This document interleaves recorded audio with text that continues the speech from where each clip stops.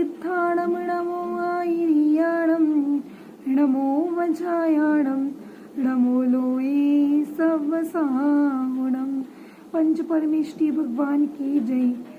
22वीं तीर्थंकर श्री नेमिनाथ भगवान की जय।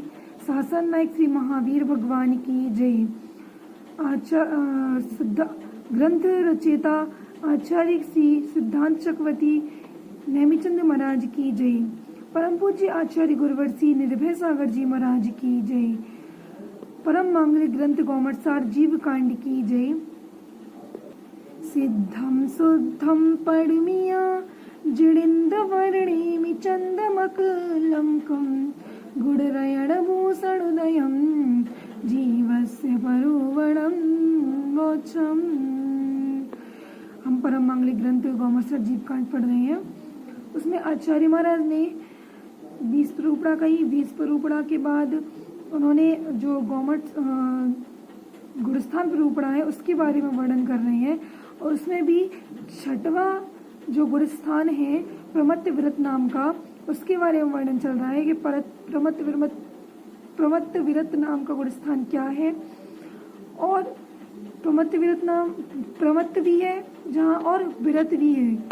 वो ऐसा प्रमत्त विरत नाम का गुड़स्थान मुनियों की होता है।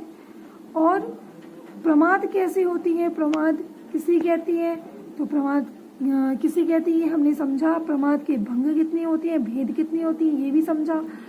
और उसको और विस्तार से देखें तो प्रमाद के भंगों को भी जाना, निकालना समझा कि प्रमाद को के भंग जो कैसे निकाले जाती हैं।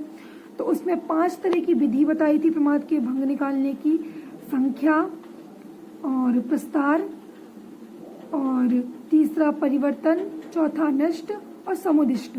ये कोई भी भंग निकालते हैं यदि हम, तो ये 5 नियम हमें जरूर आने चाहिए। इन 5 नियमों में से ही हम मतलब कोई भी भंग निकाल सकते हैं, चाहे वो प्रमाद के हों, चाहे वो 18,000 सील के भंग हो, चाहे वो अपने समरम समारंभ आरंभ जो 108 होते हैं जीवाधिकरण आश्रम के 108 जो वेद होती हैं वो हो, तो वो भी भंग हम इस तरह से इस प्रोसेस से निकाल सकते हैं इन 5 के अनुसार। तो हमने अब तक 3 को पूरा कर लिया है, 3 नियमों को। कौन कौन सा? संख्या कैसे निकालते हैं, संख्या के बारे में हमने जान लिया कि संख्या कैसे निकालते हैं। तो संख्या लाभ के निकालने के भेद को संख्या कहते हैं। संख्या निकाल ली तो संख्या निकली अपनी कितनी, 80, है ना। अब उस संख्या को निकालने की विधि क्या है, उसको कहते हैं प्रस्तार। तो वो भी हमने निकाल लिया कैसे कैसे। प्रस्तार में अपन लोगों ने पिछली वीडियो में देखा ही था। और उसके बाद परिवर्तन, तो इन भंगों में कैसे कैसे परिवर्तन किया जाता है वो अपन ने समझा। अब आज है चौथा प्रोसेस, नष्ट।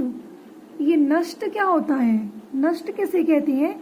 तो आचार्य महाराज अगले 41 नंबर की गाथा को कह रहे हैं।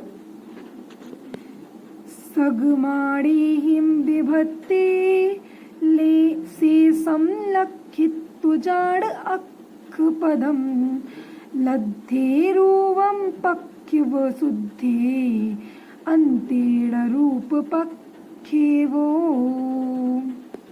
अपन इसके अर्थ को बाद में समझेंगे, पहले समझते हैं कि ये जो कह रहे हैं ना, नष्ट के बारे में कह रहे हैं आचार्य महाराज। तो ये नष्ट क्या है, कैसे निकलती है प्रोसेस, पहले उस प्रोसेस को आप समझ लोगे तो ये अर्थ भी आपको अच्छे से समझ में आ जाएगा। तो मैं दूसरी स्लाइड से आपको दिखा रही हूँ कि नष्ट किसे कहते हैं। तो नष्ट कहते हैं अलाप संख्या बताकर अलाप का नाम बताना नष्ट कहलाता है। क्या है नष्ट? अलाप संख्या बताकर अलाप का नाम बताना नष्ट कहलाता है। ये नहीं कि नष्ट कोई चीज नष्ट हो गई, वो नहीं है। वो ऐसा कोई नष्ट नहीं है ये। तो वो नष्ट हो ना हो, या मतलब वो नष्ट हो गया, ऐसा नहीं है। वो नष्ट हो या ना हो, लेकिन अपन को इसे पढ़ने से कर्म जरूर नष्ट हो जाएंगे अपने। तो ये अलाप क्या है? अलाप यानी भेद। भेद जो 1 से 80 तक बनाए अपन लोगों ने, जो भंग बनाए, उन्हीं को क्या बोलती है? अलाप। तो उस अलाप की संख्या को बताया, संख्या को बताकर कि उस अलाप को निकालना है। पूरा उस अलाप को निकालने की जो विधि है उस विधि का नाम क्या है? नष्ट। समझ में आया? जैसे दे रखा है कि पांचवें तीर्थंकर कौन से हैं, तो पांचवें तीर्थंकर का नाम क्या है? सुमितनाथ, है ना। सुमितनाथ भगवान है पांचवी तीर्थंकर। तो ये जो पांचवी जो संख्या बताई हमने और आपने बताया कि सुमितनाथ भगवान, तो ये जो पांचवी संख्या बताई ये तो क्या हुआ? नष्ट। और जो सुमितनाथ आया निकल के वो क्या हो गया? आलाप। ठीक है, तो ऐसे ही प्रमाद में ले लो। अब प्रमाद के भंगों को निकालना है कैसे? तो अब कोई पूछे कि 15वां प्रमाद का भंग बताओ, तो 15वां प्रमाद का भंग क्या होगा? 75वां प्रमाद का भंग बताओ। कितने हैं प्रमाद के? 80 भंग है ना। तो 55वां प्रमाद का भंग बताओ, 20वां प्रमाद का भंग बताओ, 24वां प्रमाद का भंग बताओ। तो कैसे निकालेंगे? तो इसको बताने की प्रोसेस क्या है वो अपन देखते हैं। पहले देखते हैं प्रथम प्रस्तार से। दो तरीके से बताइए, तो अब पहले देखेंगे प्रथम प्रस्तार से नष्ट विधि को कि क्या है। पहला स्टेप क्या है? जितनेवां प्रमाद का भंग है उसे अंतिम प्रमाद पिंड के प्रमाण से भाग दो। क्या? फिर समझो, जितनेवां प्रमाद का भंग है, जैसे जितनेवां प्रमाद का भंग, जैसे मान लो 15वां प्रमाद का भंग किसी ने पूछा है, तो 15वें प्रमाद का भंग उसे अंतिम प्रमाद पिंड के प्रमाण से भाग दो। अंतिम प्रमाद का पिंड कौन सा है? आप कहोगे इसने है ना, लेकिन इसने में भंग कितने? 1। यदि हम 15 में 1 का भाग देंगे तो कितना आएगा? 15 ही आएगा, है ना। तो उसे हटाओ। और यदि फिर उसके बाद आप कहोगे कि निद्रा, तो निद्रा में भी 1 का भाग दोगे, 1 ही भंग है, उसका भी 1 ही भेद है। 15 में 1 का भाग दोगे तो क्या आएगा? तो भी 15 आएगा, तो उसे भी हटाओ। अब अंतिम प्रमाद भंग कौन सा माना जाएगा पिंड? इंद्रिय। कौन सा? इंद्रिय। तो इंद्रिय के कितने भेद हैं? 5। तो फिर क्या हो गया? यहाँ 15 को प्रमाद पिंड इंद्रिय का भाग दिया। ठीक है, तो प्रमाद पिंड 15 है ना, तो इंद्रिय का भेद कितनी है? इंद्रिय के 5। तो 15 में 5 का भाग देंगे। कितना देंगे? 5 का भाग देंगे। तो जो ये 5 है इसे भाजक बोलते हैं या डिवीजर बोलते हैं, और इसको भाज्य बोलते हैं यानी कि डिवाइडर। ठीक है, और जो भागफल आता है उसको कोसिएंट बोलते हैं या लब्ध बोलते हैं। शास्त्रों की भाषा में उसे क्या बोलते हैं? लब्ध। और जो शेष बचेगा उसको रिमाइंडर बोलेंगे। ठीक है, तो 5 से यदि हमने 15 में भाग दिया तो भागफल कितना आएगा, यानी लब्ध कितना आएगा? 3। तो यहाँ रख दिया। उसके बाद शेषफल कितना आएगा? उसका शेष कितना आएगा? 0। ठीक है, तो हमने 15 में 5 में 15 का भाग दिया, 15 में 5 का हमने भाग दिया, तो लब्ध निकल के आ गया अपना कितना? 3। और रिमाइंडर यहाँ शेष निकल के आया कितना? 0। ठीक है, तो अब दूसरा स्टेप क्या करेंगे? प्राप्त लब्ध को अगले प्रमाद पिंड का भाग दो। जो अपना प्राप्त लब्ध आया तो उसमें अगले प्रमाद पिंड का भाग दो। तो लब्ध कितना आया था अपना? कितना लब्ध आया था अपना? 3। कितना आया था? 3 आया था ना। अब इस 3 में अपन को अगले प्रमाद पिंड का भाग देना है। अगले प्रमाद पिंड कौन सा है?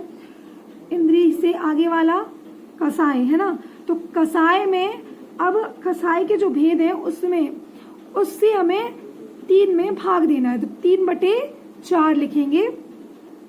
तो फिर क्या प्रोसेस आती है? ठीक है, ये आ गया 3/4। तो अब 3/4 करेंगे तो 3/4, 4 का भाग 3 में चला जाएगा क्या? नहीं जाएगा, है ना। तो शेष क्या बचेगा? 3। और लब्ध क्या आ जाएगा? 0।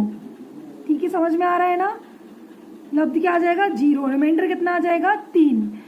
तो एक विशेष बात होती है इसमें, नियम है कि यदि लब्ध 0 होता है, यदि शेष 0 नहीं होता, यदि शेष 0 नहीं आता, तो लब्ध में 1 मिलाना। लब्ध में 1 को जोड़ देते हैं। क्या कर देते हैं?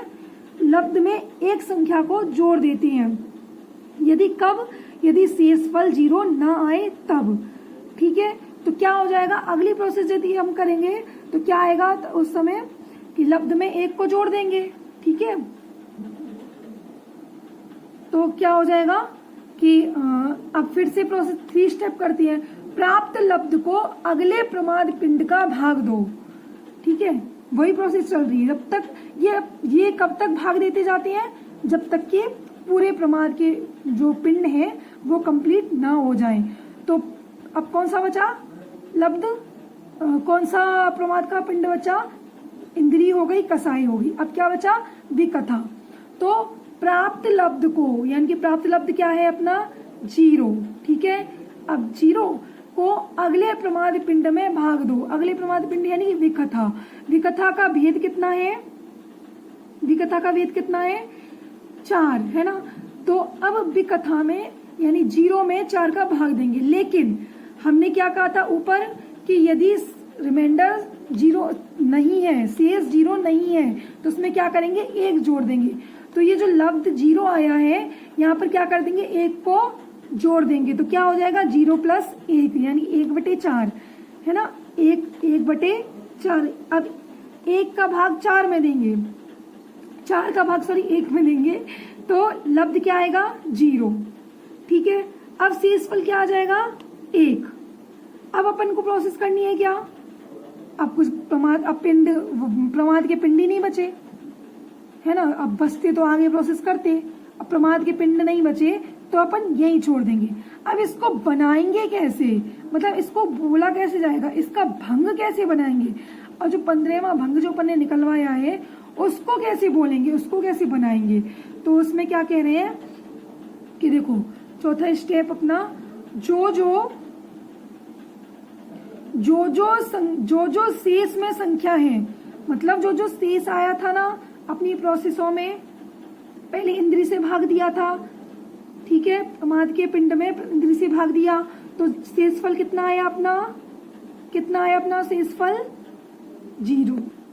कितना आया 0 आया है ना। तो 0 यदि आया है के बाद कसाय से भाग दिया तो कितना है शेषफल 3 है ना। और फिर उसके बाद विकथा से अपन ने भाग दिया तो कितना आया शेषफल 1। तो इनका क्या मतलब होता है कि जो शेष में संख्या है वह उस प्रमाद पिंड का भेद ग्रहण करना।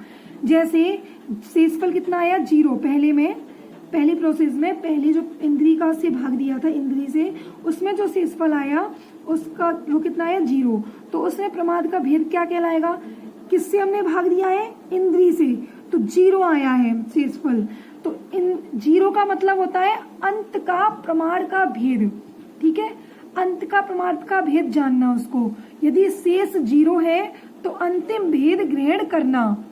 ठीक है, तो अंतिम भेद ग्रहण करना। तो इंद्री से यदि हमने भाग दिया है तो 0 आया है शेषफल, तो कौन सी इंद्री को लेना, कर्ण इंद्री को। और उसके बाद दूसरी प्रोसेस में हमने किससे भाग दिया था, कसाय से। तो कसाय से भाग दिया है, शेषफल आया था कसाय से भाग देने पर 3। तो कौन सी कसाय लेना, तीसरी कसाय यानी माया कसाय। ठीक है, अब उसके बाद क्या करना कि अपन ने विकथा से भाग दिया। ठीक है, तो विकथा से भाग देने के बाद क्या आया शेषफल 1। तो 1 का मतलब क्या हो गया, पहली विकथा यानी कि स्त्री कथा आलापी। ठीक है, स्त्री कथा हो गई। अब इसका भंग बनाएंगे, तो कैसे बनाएंगे, उल्टे से लेते हैं अपन भंग बनाते समय। तो क्या बनेगा, स्नेहवान निद्रालु कर्ण इंद्री के वशीभूत। ठीक है, मायावी है ना, कर्ण इंद्री के वशीभूत मायावी और स्त्री कथा आलापी।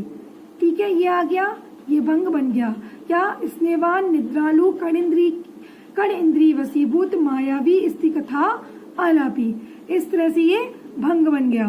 इस तरह से हम कोई भी भंगा पूछे अपन निकाल सकते हैं। चाहे कोई हमसे 72वां भंग पूछे, चाहे हमसे कोई 22वां भंग पूछे, चाहे कोई भी हमसे 17वां भंग पूछे, तो हम उस भंग को अपन निकाल सकते हैं इस प्रोसेस से।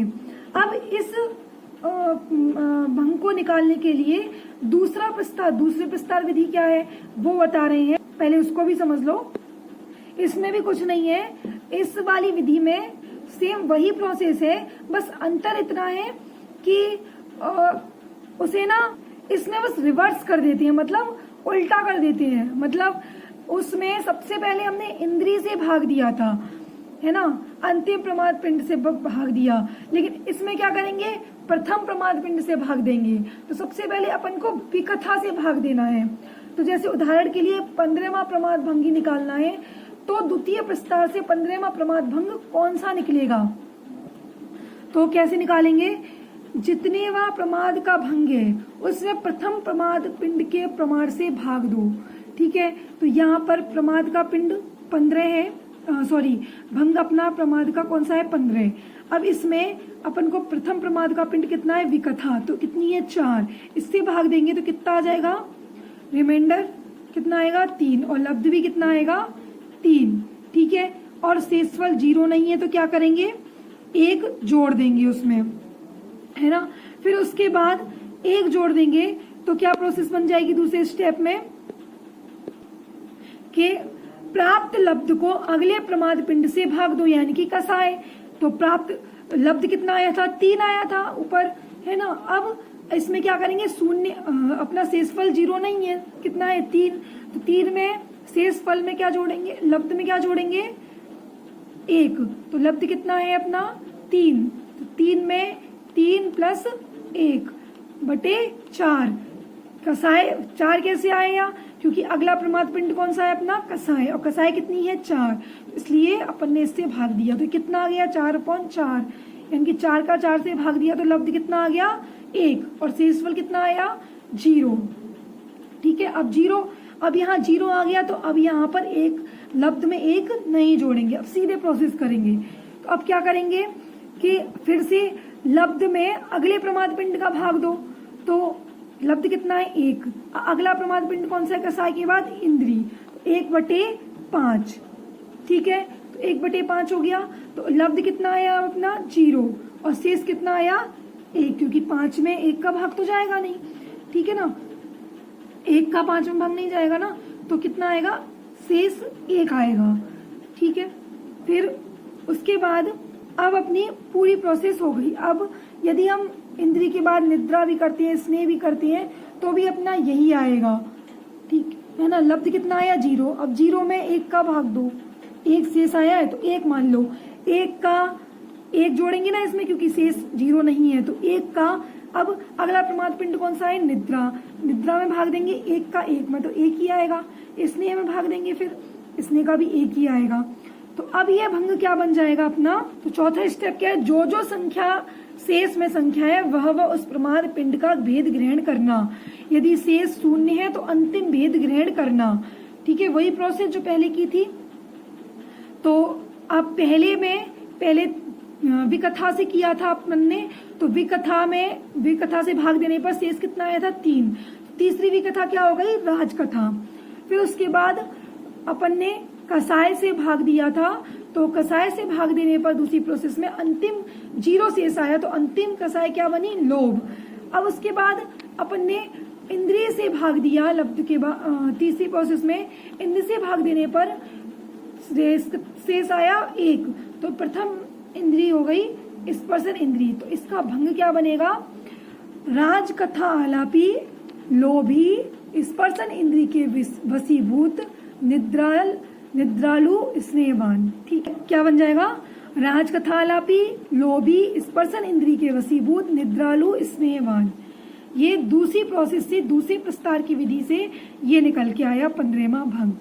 अब इसके अर्थ को समझ लेते हैं अच्छे से, जो गाथा का अर्थ है उसको समझते हैं। सग माणेहिम विभत्ते, सग माणेहि विभत्ते मतलब जो अपना मान है, अर्थात जो पिंड प्रमाद के पिंड का मान है उससे भाग दो। शेषम लक्षितो जाड़ अक्ष पदम, जो शेष पद आया है उसे अक्ष पद जानो, यानी जो शेष का स्थान जो बच रहा है वह अपना अपना प्रमाद का पिंड है, प्रमाद का प्रमाण है। यानी 3 आया, यदि शेष में 3 आया तो तीसरी इंद्री, और यदि 2 आया, और 2 आया तो कसाय में तो दूसरी कसाय, यदि विकथा में 1 आया तो पहली विकथा।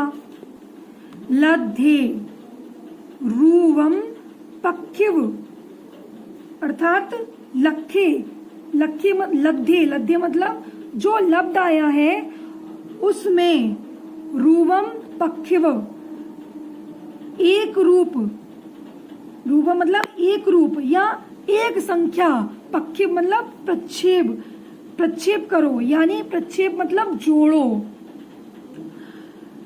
कब जोड़ना? जब शेष में शून्य नहीं आए तब 1 जोड़ना, और जोड़ने के बाद पुनः अगले प्रमाद पिंड का भाग दें। फिर लब्ध आए तो फिर यही प्रोसेस करना, लेकिन शेष में शून्य नहीं है तो 1 नहीं जोड़ना। ऐसा करते हुए फिर क्या बोल रहे हैं? शुद्धे अंते ल रूव पक्षेवो। तो यदि शुद्ध शेष आए तो उसमें रूप का प्रक्षेप मत करना, ठीक है। शुद्धे अंत्य मतलब यदि शून्य आया है शेष में तो उसको अंत्य मतलब अंत का भेद समझना, यानी शून्य नहीं है तो उसे जितना नंबर है उतने नंबर का जानना, और शून्य आया है तो उसे अंत के भेद को समझना, ठीक है। तो ये अर्थ हुआ इसका 41 नंबर की गाथा का। मैं समझती हूँ आप लोगों को समझ में आ गया होगा। तो आज के लिए बस इतना ही आपके लिए, लेकिन होमवर्क है कि आपको भंग बनाने हैं। कौन कौन से? 25, 40, 65 और 70, ये 4 इनके ये जो भंग संख्या दे रखी है इनकी आलापों को बनाकर लाने हैं आपको। आलाप बना के लानी है मतलब भंग बना के लानी है आपको। तो ये आपका होमवर्क है, ओके। तब अब जिनवाड़ी स्तुति करते हैं। जावाड़ी के ज्ञान से सोजे लो कालो, सोवाड़ी मस्तक नमू सदा देत हूँ धोक। नौवाड़ा मुकार मंत्र।